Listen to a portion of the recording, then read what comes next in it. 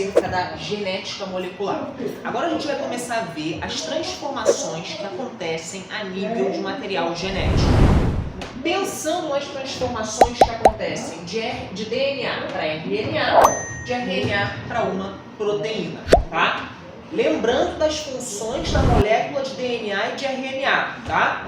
DNA, material genético principal, centro de controle da minha célula. Todas as informações de características, de metabolismo que o nosso organismo precisa e tem, estão contidas a nível de DNA. RNA é um material genético secundário, tá? E ele vai ter uma função atrelada ao DNA. Porque o meu DNA, ele é simplesmente quem comanda, é quem diz o que tem que acontecer. Agora, quem faz acontecer é a partir do meu RNA. A gente diz que o RNA ele é a mensagem que o DNA quer transmitir. O DNA ele precisa passar alguma informação para que, por exemplo, um determinado hormônio seja produzido e liberado. Essa mensagem, que está contida a nível de informação no meu DNA, é escrita no RNA. E essa mensagem, que é o RNA, ela precisa ser lida.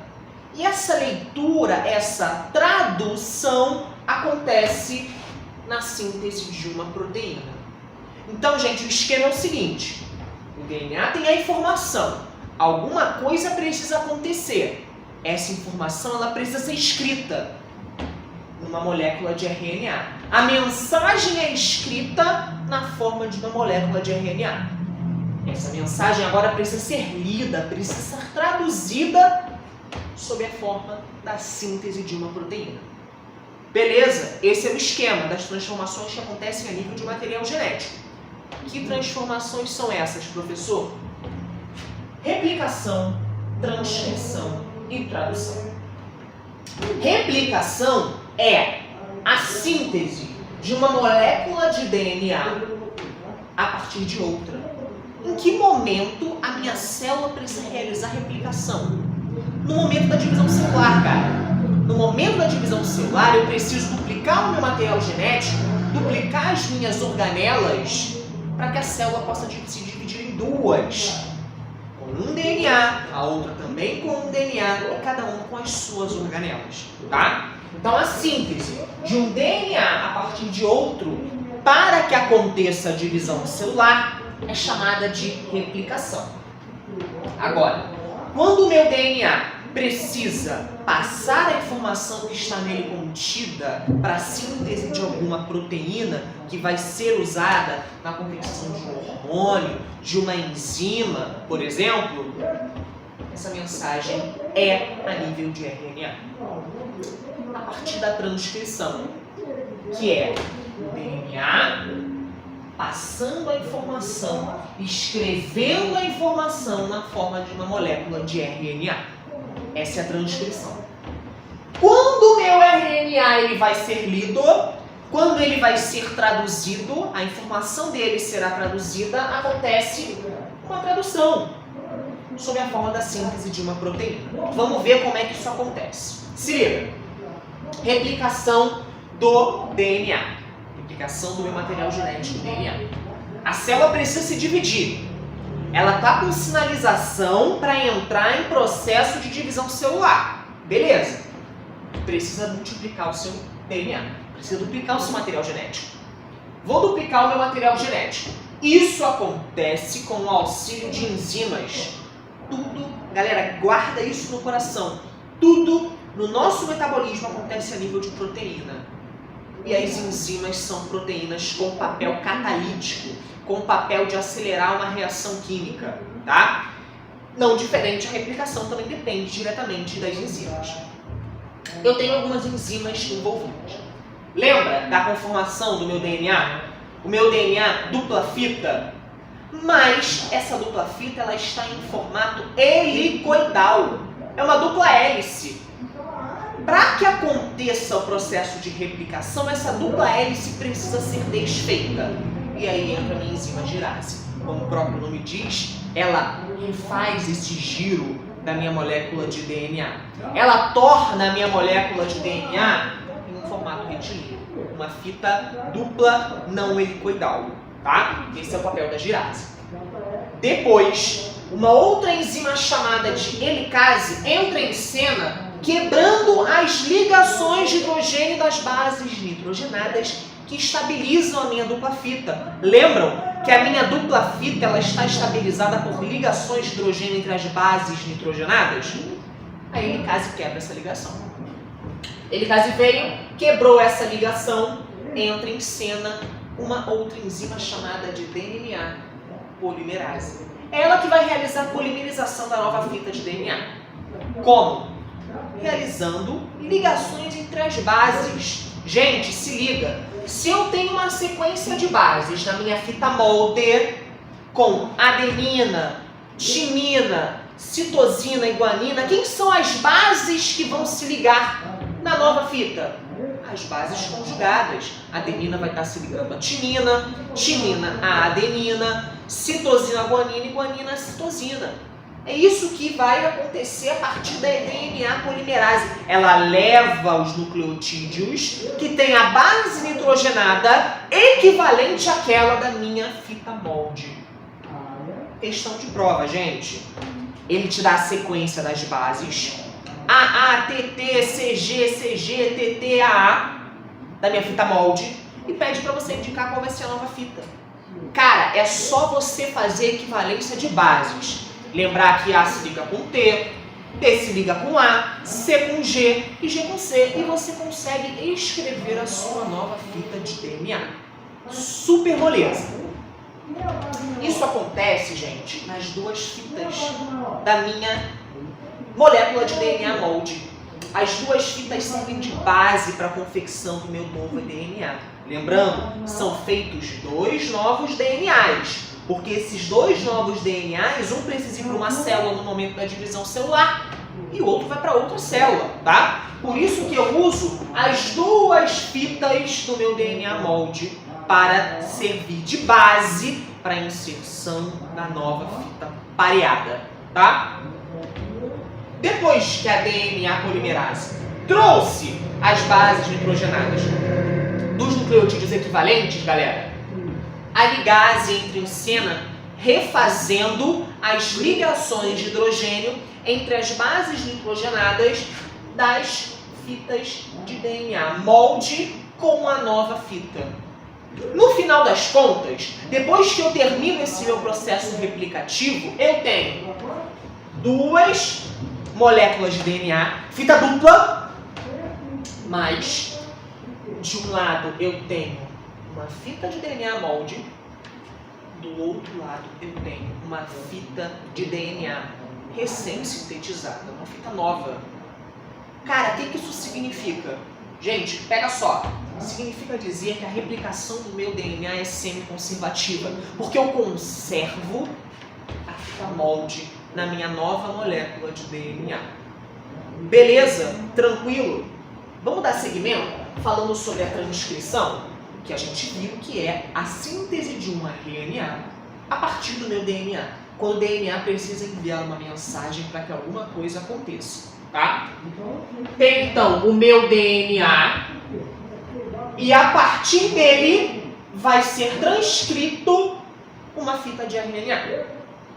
Acontece com as mesmas enzimas aqui.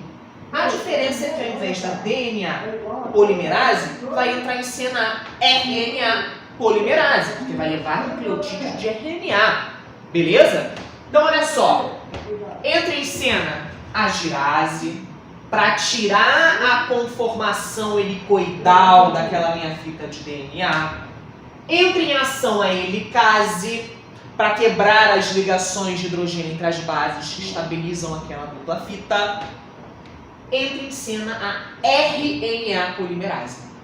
A RNA polimerase, ela vai estar atuando inserindo os nucleotídeos respectivos àquela fita molde, mas que vão formar o meu novo RNA. Gente, mesma coisa que eu citei aqui, questão de prova. Ele te dá a fita de DNA molde, te dá lá, batidinha a sequência. AA, TT, CG, CG. da fita de DNA molde e pede para você falar qual é a sequência do meu RNA sintetizado. Cara, mesmo esquema, você vai inserir as bases hidrogenadas dos nucleotídeos, sendo que no lugar da timina você vai inserir que base? Uracila. Lembra que timina não está presente no RNA? Que quem está presente no RNA é a uracila no lugar dela? Então a adenina da fita molde não vai se ligar com a timina da fita de RNA, porque não existe. A adenina vai se ligar à uracila da minha fita de RNA recente sintetizada. Beleza? Timina continua se ligando à adenina, citosina à guanina e guanina à citosina normalmente, tá? E aí você consegue escrever de forma qual vai ser a sequência de bases da nova fita de RNA sintetizada. Beleza? Questão, tá? Então, no final das contas, o que a gente termina aí na transcrição? Termina com uma fita de RNA recém-sintetizada. A fita de DNA, ela retorna a ter as ligações de hidrogênio pela ligase e se estabiliza normalmente. Beleza? Tranquilo, né? Agora, o RNA, ele não foi sintetizado à toa. Ele tem uma função, que é servir de mensagem. Por isso que eu digo que o meu RNA, ele é um RNA mensageiro. Ele contém uma mensagem e essa mensagem precisa ser lida e traduzida sob a forma de quê? De uma proteína, tá? Como isso acontece? Existe uma organela na minha célula, uma organela proteica, chamada de ribossomo. O ribossomo, ele vai realizar a leitura da minha fita de RNA mensageiro. Ao realizar a leitura, ele vai incorporando a si aminoácidos, porque a gente sabe que as proteínas são formadas por ligações peptídicas entre aminoácidos. Então o ribossomo incorpora aminoácidos, formando essa proteína conforme ele vai lendo o RNA. Porque o RNA, ele tem informação para formar aminoácidos. Como que o ribossomo faz essa leitura? O ribossomo faz essa leitura andando pela minha fita de RNA mensageiro de 3 em 3 bases. São as chamadas trincas de nucleotídeos ou códons. O ribossomo, ele faz a leitura do RNA mensageiro de 3 em 3 bases. Ele lê por trincas, por códons. A sequência de 3 bases nitrogenadas do meu RNA mensageiro, de acordo com a sequência, tem informação para um tipo de aminoácido. AAA vai ser base para o aminoácido X. ATA vai ser base para outro aminoácido. UUU vai ser base para outro aminoácido, tá? Então, a cada 3, eu vou ter um aminoácido correspondente. Beleza? Aí a gente cai numa coisa super importante, gente, que é o chamado código genético. O código genético, galera, é toda combinação de 3 bases nitrogenadas do meu RNA, indicando o aminoácido correspondente, tá? É uma tabelona que você precisa consultar na hora da sua prova, tá? Essa tabelona tem que ser dada pela prova, e aí você vai ver a cada combinação de 3 bases qual é o aminoácido correspondente. Professor, mas por que esse código genético é importante? Porque o código genético, ele vai te dar informação para qual vai ser a sequência de aminoácidos que vai ser produzida a partir da molécula de RNA mensageiro e, consequentemente, vai te dar informação de qual a proteína que está sendo produzida. Porque as proteínas, elas são diferentes de acordo com a sequência de aminoácidos envolvidas, tá? Por isso que o código genético, ele é tão importante. Mas como que o meu ribossomo vai agregando esses aminoácidos? Galera, se liga. O ribossomo, ele agrega aminoácidos porque ele tem um RNA associado a ele. O RNA que ele tem associado a ele recebe o nome de RNA ribossômico. O RNA ribossômico, ele tem sequência de base nitrogenada chamada de anticódons. O anticódon é a trinca de protídeos do RNA ribossômico que cria com o RNA mensageiro. E é a partir dela que o meu ribossomo entende qual é o tipo de aminoácido que precisa ser formado a partir daquela leitura.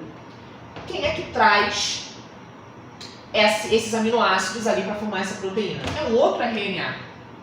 O RNA transportador. Nós temos vários tipos de RNA. Basicamente, o que importa para a gente no processo de tradução é o RNA mensageiro, o RNA ribossômico e o RNA transportador, tá? A partir disso, com o ribossomo lendo a informação das trincas do RNA mensageiro, a partir do seu RNA ribossômico, que tem o anticódon correspondente ao códon do mRNA, e com o RNA transportador trazendo os aminoácidos para formar a proteína, que acontece a tradução, tá? O código genético, gente, que a gente viu agora, que é a sequência de 3 bases nitrogenadas do RNA mensageiro que formam um aminoácido, ele recebe uma classificação de ser degenerado. O que significa o meu código genético ser degenerado? Significa que eu tenho mais de uma sequência de trincas que pode conferir o mesmo aminoácido. Ou seja, a cada 3 bases lidas, eu posso ter outra sequência de 3 bases diferentes que codifica o mesmo aminoácido, tá? Quando vocês pegarem o código genético e olharem na prova de vocês vão ver que esse código genético tem sequências de 3 bases diferentes, mas que tem informação para o mesmo aminoácido. Gente, isso é super importante para a minha molécula, porque evita que mutações acontecendo que altere a conformação estrutural final da minha proteína. Porque eu posso alterar na minha mutação uma única base desse meu RNA mensageiro. E mesmo que eu altere, a probabilidade de que essa minha base, sendo alterada, codifique um aminoácido diferente é menor, porque o meu código genético é degenerado, tá? Outra informação importante, galera. Como que o meu ribossomo sabe que ele tem que começar a agregar os aminoácidos? Porque existe o chamado start códon, o códon cuja sequência dá início, e é sempre ele que vai iniciar a confecção da minha proteína. E como que ele sabe que ele tem que parar? Ele sabe que ele tem que parar porque no final do meu RNA mensageiro eu tenho o chamado stop códon, cuja sequência ele, quando lê, sabe que tem que parar a síntese. Questão de prova, gente, da mesma maneira que quando eu falei aqui do meu DNA na replicação, do meu RNA na transcrição, que a gente pode precisar dar a sequência de bases do DNA recém-sintetizado e do RNA recém-sintetizado, ele também pode te pedir a sequência de aminoácidos da proteína. Por isso que eu falei que a prova tem que te dar o código genético. Você vai consultar o código genético e vai ver qual é o tipo de aminoácido correspondente, lendo a cada 3 trincas, tá? A cada 3 bases. Você vai pegar a sua fita de RNA que ele te deu, AU, CG, CG, conta de 3 em 3. AUA, esse códon você confere lá no código genético. Opa, esse códon ele está referindo ao aminoácido valina, por exemplo. Então você já sabe que o primeiro vai ser a valina. Geralmente o primeiro é a metionina, tá? Por causa do start códon. E aí você vai fazendo a leitura ali de 3 em 3 bases. Super tranquilo também, galera. Super fácil de você conseguir responder esse tipo de questão. Beleza? Fechou?